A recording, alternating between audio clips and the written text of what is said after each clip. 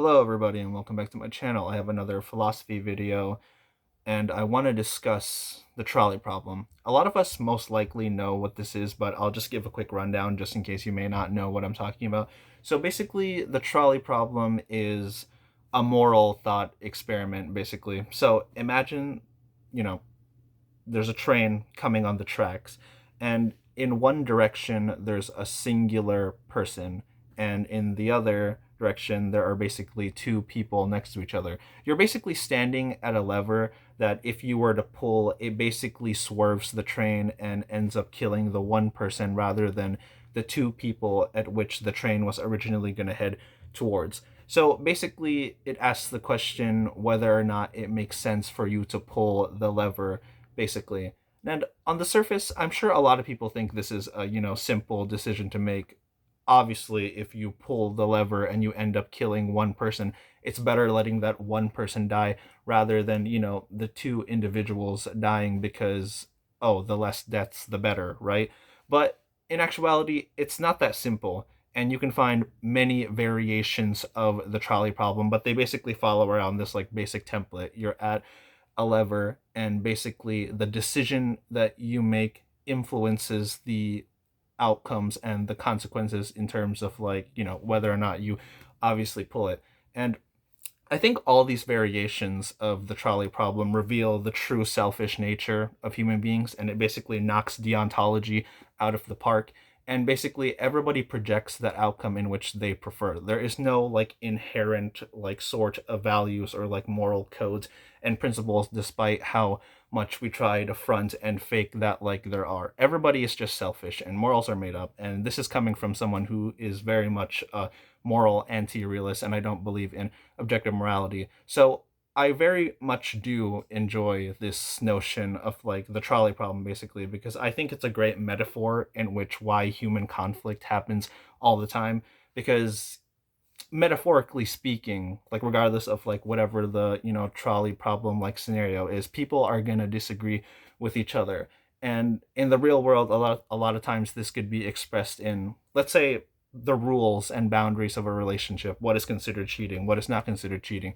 Oh, politics, Democrat versus Republican, blah blah blah, which political ideology like makes more sense. And a lot of people might be quick to like dismiss philosophy. I can imagine some people being like, "Oh, this is so stupid. When am I ever going to have to like be in a situation where like I have to decide like the lives of like two people basically?"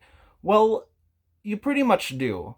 Or at least like I'm coming at that from like the extreme angle of like, "Oh my gosh, your politics are hurting people. Your politics are like blah blah blah," because basically there's a lot of us versus them when it comes to the, political nature of like politics. Basically there's always talk about the oppressor, there's always talk about the basically who's ruining like the good image of like society or like whatever. So to prove its like complication even more, I know simplistically a lot of people would say that, oh, killing one person, pulling the lever would be better, that rather than letting, two individuals like die basically. But just to give like an example of like a variation in terms of like how complicated morality is, and I feel like everybody truly is just making things up on the spot to like, let's say, the best of their knowledge, or the bias in which the culture that they grew up in, or the rules, or let's say like criteria of like good or bad that they were influenced by their parents, or like the society that they currently live in, or whatever, like all that kind of stuff.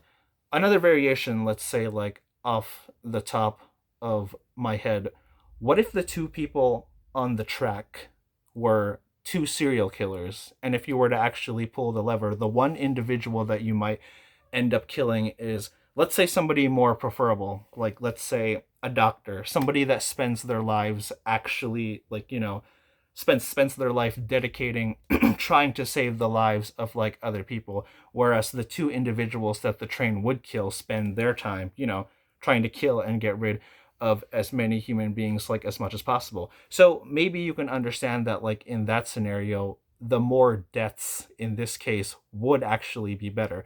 It would be better for society if, let's say, there were less of two serial killers in comparison to getting rid of like one doctor that has the potential to save a lot, and so many lives based on like their expertise and whatnot. So what are you gonna do basically? And if you take like a classic like maybe like deontological like route, like basically maybe thou shall not kill, let's say, could be like a principle that like some people hold, like murder altogether is just, like wrong, period. But I don't know, since there's like so many variations of like the trolley problem, let's say like in my scenario, probably not my scenario, but I'm just like it's probably out there somewhere. Let's say if you don't pull the lever, the train ends up killing all the people basically. So the world, morality, or yourself, I don't know, compels you to make like some sort of like decision because the ammunition of basically all morals is guilt and shame.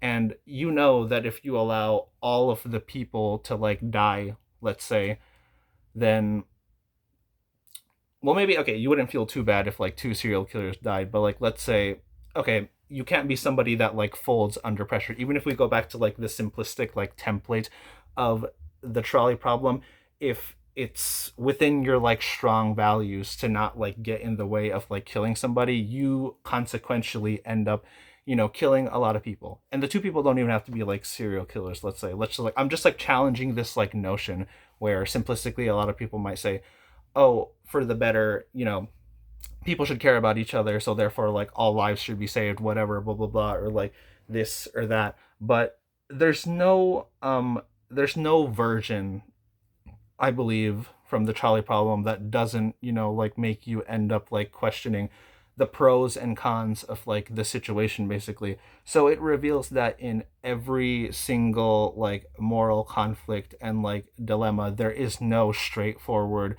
solution as to like what you should do. And if you think there is, I think that's just like the delusions of like the hopefulness that you might get from like believing in something like ridiculous like deontology, because not everybody wants the same thing, not everybody can agree on what is the like right definition of like right or wrong basically. So it all ends up just like falling on your hands. If it's not on your hands, if you're not the one pulling the lever, so to speak, you might be the one on the track.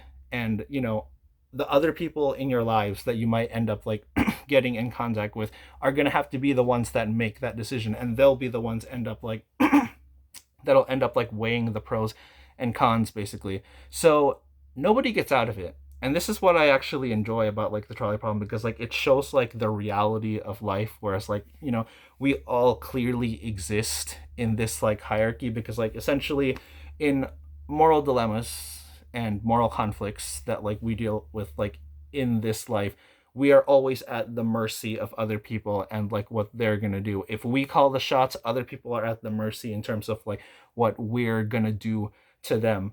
So yeah, shit's fucking complicated. And yeah, it's kind of a fucking like bummer, honestly, because like that's how you see how like selfish our species is. That's how you see that like everything is truly like rooted in the power of any person that can make a decision in terms of like how you do this, so to speak. There's a line from like an early episode of like Malcolm in the Middle that I really like, when Lois said, fate is just what you call it when you don't know the name of the person screwing you over. And I think, yeah, that represents what I'm talking about in terms of like, okay, who has power? Because the person who can pull the lever in the trolley problem in this case holds the power in terms of like all the consequences. So it's not really about fate. There's such a thing as ignorance. So maybe some people might be like, oh, I don't know until like something will like happen, quote unquote. But it's like, if you ask me, that's just because they decided not to consider who was in power or who was, like calling the shots, like so to speak. Like all the things that we do in relationships, like there's always a power dynamic. There's always somebody on top. There's always somebody at the bottom. So yeah, the trolley problem, like check it out and just see how like, either I guess like how hard it is to actually make a moral decision, because overall all morals are simply just projections, are simply just like made up, Or when you do come to a decision and you think it's like so easy, try to also keep in mind like how selfish you actually are when it comes to like, oh, it's so easy. Somebody ought to do this, when all you're actually saying is, I think they should do this. So there is no true selflessness whatsoever. Everything that you do is fitting some sort of like agenda that you think makes more sense as to like how things should proceed. And even if they don't go the way that like you expected it to go, you and I both know that you had it in mind thinking that if these set of dominoes like were to fall, this ideal sort of like consequence that like you prefer is something that like, you know, obviously like you would have preferred. So like deontology at best, what you're supposed to do at best is basically just a delusion. It's basically just like a cope.